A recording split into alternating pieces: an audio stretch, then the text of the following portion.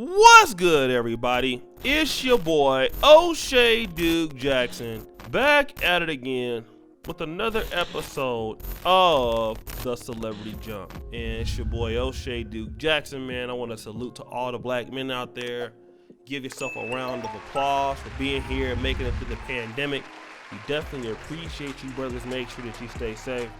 But I want to give a shout out to the Water Sniper YouTube channel. I'm always roasting him up, but he's a good brother. He kind of cheap though, but he's a good brother, right? And he did give me this video of this particular situation.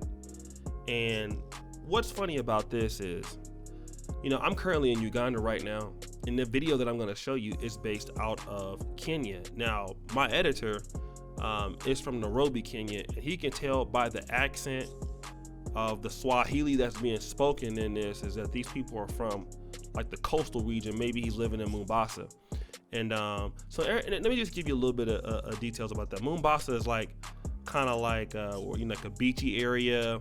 A lot of whites like to go there and live there and vacation there, especially in the Kenya region, right? And one of the things that happens in places like Mombasa or Zanzibar, Tanzania, you get a lot of African women who are looking specifically for white men, all right?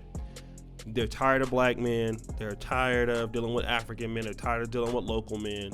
They feel that the guys cannot provide anything for them, so they don't want anything to do with them. They're looking for the white foreign men, meaning that even if somebody like myself, an African American, came to Kenya, to that region or to Zanzibar, still could somewhat overlook me for a white guy, and I've experienced that, even living in Uganda for the last 3 months. But here's what I have a problem with. I don't have a problem with anybody for their preferences, but I do have this issue where a lot of times you're seeing these old 80, 70-year-old white guys who come to Africa. And again, in their own home countries, many of them are coming from Europe, could be the UK, some from the USA. A lot of these guys could not get, with the chicks that they would be getting within their communities, right? And, that's kind of common for guys who travel. But for guys who are 70 and 80, this is what you're seeing. You're seeing them with young women that are like 30, 20. If you go to Cafe Java, as a popular restaurant, you see it all the time.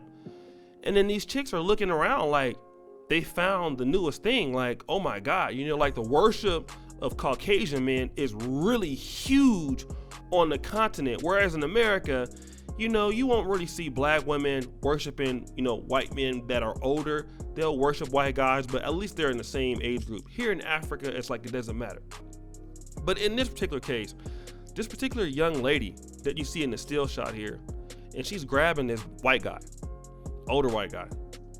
She is much younger than him. If they were the same race, he's probably old enough to be her daughter, her father, if not even the grandfather, right?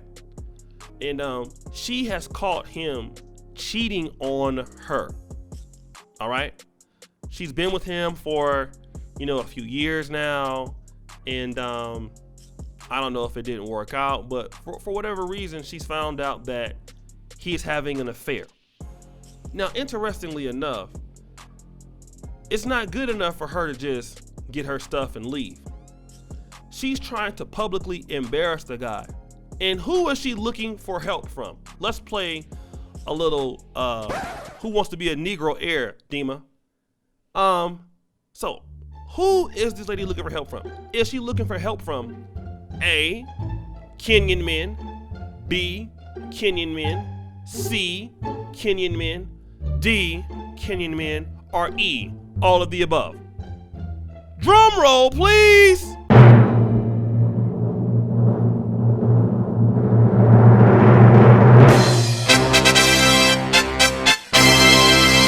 And now Jeopardy music.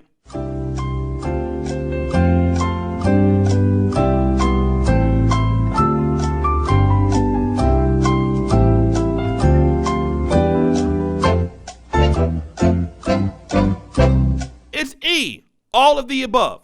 So I'm gonna come here and it's gonna be in Swahili. I'll explain what's going on in the video from what I can tell of it, but let's go ahead and play the clip now.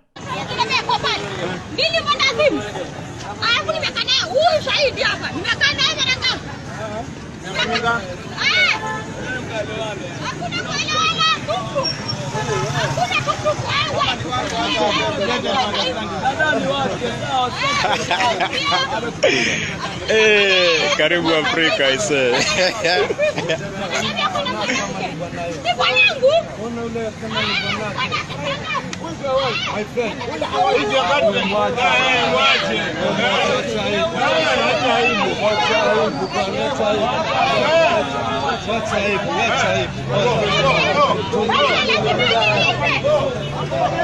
So guys, you heard what happened here, right? And pretty much the gist of it is, at first she's saying this particular guy had a girlfriend for over a year, and I'm just now finding out he was with somebody else. Then, while she's being questioned by these particular gentlemen towards the end of the conversation, she's saying, the guy owes me a debt, he owes me money. So she's changing her story, right? And what she's doing is now the same guys that you were talking about, you now want them to help you or to plead your case to them. And that's the problem that I have. It reminds me of this one particular lady that was on YouTube. She invited this white guy on her platform about 4 or 5 years ago. She was telling black women that they need to go out and date white men. And then the white guy came on there and roasted her.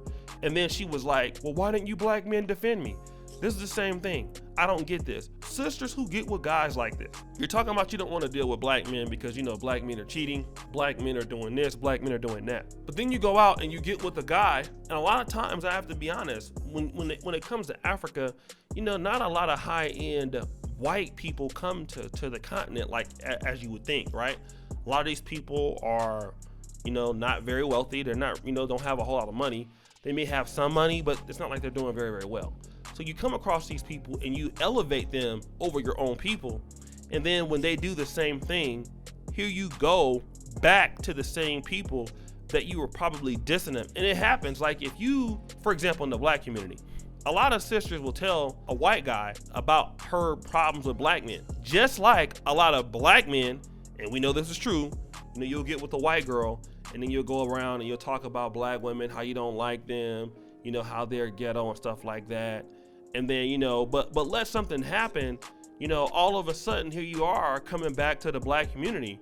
And those guys, you know, while she's trying to embarrass him in front of, you know, holding the guy by his collar, holding the guy by his shirt, she's making herself look stupid, right?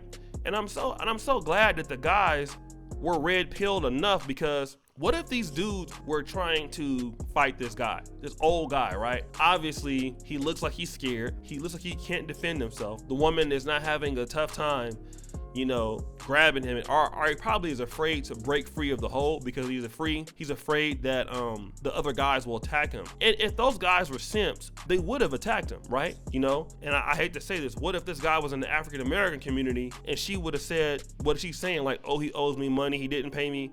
Some of these guys would have attacked him. But these Kenyan guys are smart enough to understand, like, listen, we're not gonna defend you because you chose this guy. In fact, we're gonna help the guy get away, which is what they did, right? They broke up the whole situation with her and they let the guy go, which was the right thing to do. Because why? I'm gonna tell you.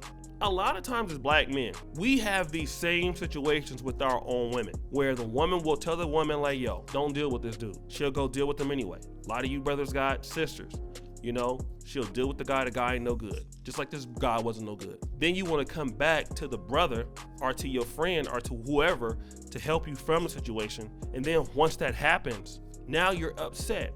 Now you want the black man to come and save you from this whole ordeal, when in reality, what you've just done is made a bad decision. You made a terrible decision. And now you want a brother to come out and defend you. And these guys, they were just not going for it. And you know what? And these guys are smart. And I wish a lot more black men were like this.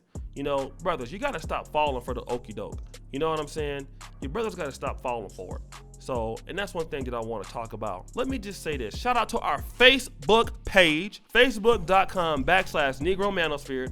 We are now moving the platform over to the Facebook, right? And I do appreciate everybody that's been on Facebook, sending me messages on Facebook, trying to help our community grow there. We are expanding. We're still going to be on YouTube, but we are expanding to do more things to help our brothers out on Facebook. We do need you to like and follow our page, right? We're trying to get up to 10,000 followers. Once we get to 10,000 followers, there's so many things that we can do on the platform. We can expand our platform, other opportunities for us to network and meet other professional brothers that typically don't be on YouTube or not on YouTube, but they're on the Facebook, Instagram platform. So please like the page that we have, follow the page that we have, because we need to get to 10,000. And that's the only thing I'm asking you brothers for now until we reach that. Thank you so much. You are the best brothers. Make sure you keep staying safe.